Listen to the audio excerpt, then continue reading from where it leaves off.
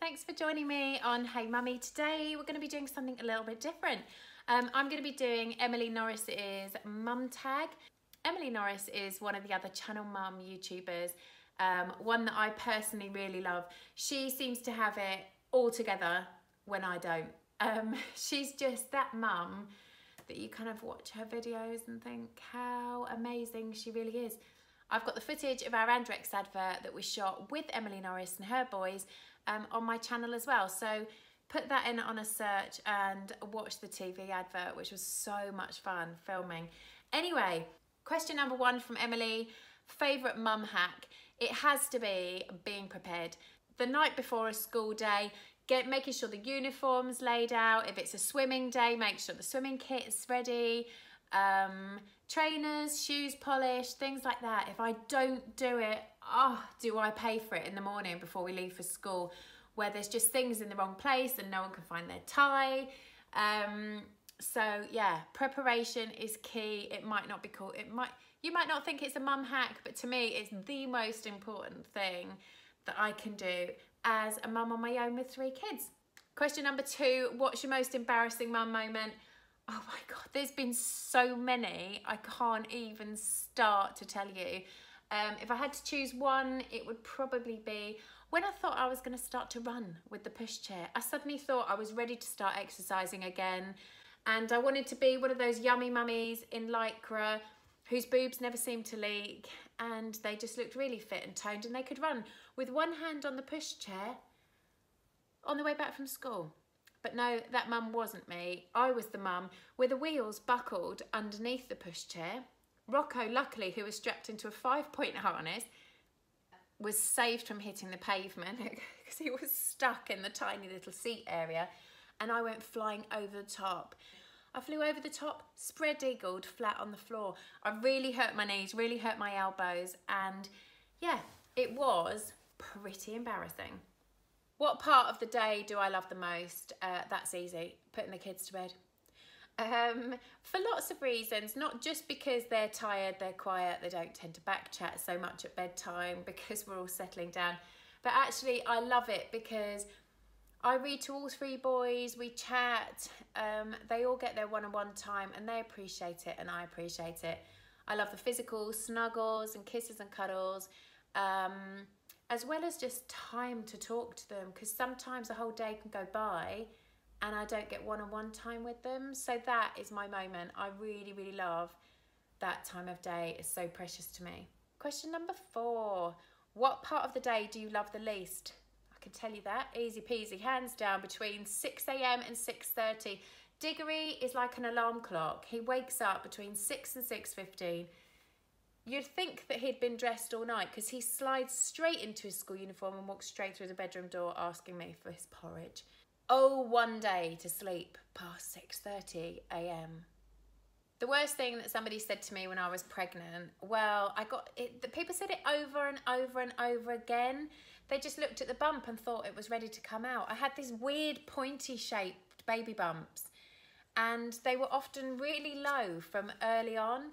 And people just used to look at me all the time and say, wow, that's coming soon. So I really thought I was going to have my baby early, and then every single boy arrived late.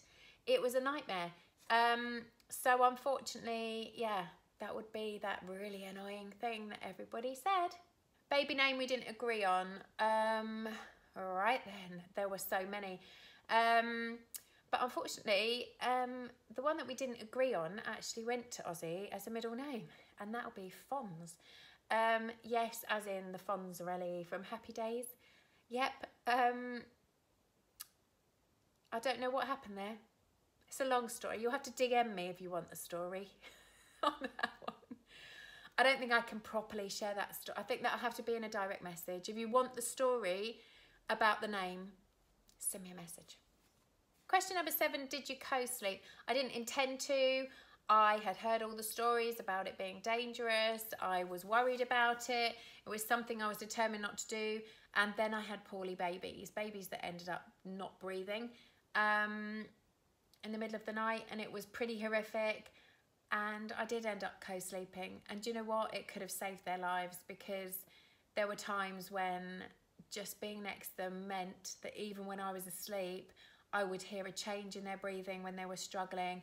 I would even hear when the breathing stopped. I was so in tune with them because they were right next to my body, that I am forever grateful for co-sleeping with my boys. Something you bought but never used. So many things. Oh my God. But for me, the Amida breast pump cost me hundreds of pounds. I was so determined to breastfeed. And I did manage to breastfeed, but I did not manage to pump. I just couldn't. There was no pump in the world that my boobs would let down to. Babies only were the only thing that got milk out of my boobs. Hospital bag must-haves. Well, it would only be things that I needed. The massive panty pad things, because you think everything comes out of you when you have a baby. It doesn't. Flipping heck. It just kept on coming. So needed those for a long time.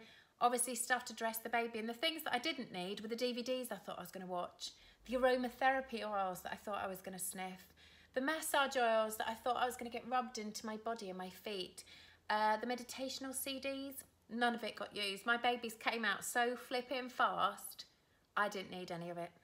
Am I a routine mum or a go with the flow mum? I'd say I'm a bit of both. I like a routine. I think routine is great for kids. I think they respond to routine. I think sometimes it can make them anxious if there isn't a routine. Some children struggle with not knowing what's coming next. So I do like a routine, but yeah, I'm also happy to go with the flow. Kids throw stuff at you that you're not expecting every single day. And I think if you get too het up about a routine, then you're only going to feel like you're letting yourself down or feel like you're letting them down. So it can be more stressful sometimes being stuck in a routine. What type of labour did you have? Okay, I had an amazing labour. I really did. I know it sounds strange, but really fast labours. The boys just flew out. I worked really hard. I really was determined to push these babies out. I was determined to have natural labours. And yeah, I just went for it. They were fast, they were furious, they were actually empowering. I enjoyed labour. I hated pregnancy and loved labour.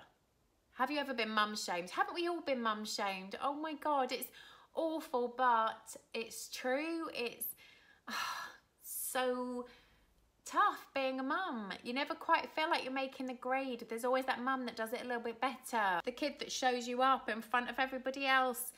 And, you know, God, I've been mum shamed a million times. My kids get out of the car at school and make a comment. Mummy said this or mummy did this. They embarrass me all the time. The biggest challenges I've faced since being a mum would definitely be when my kids were poorly. It was so traumatic for me. Being on my own a lot of the time as well. My husband was away all the time when we had these emergency situations, and boy, did they take their toll. They took their toll on me mentally, emotionally. They drained me.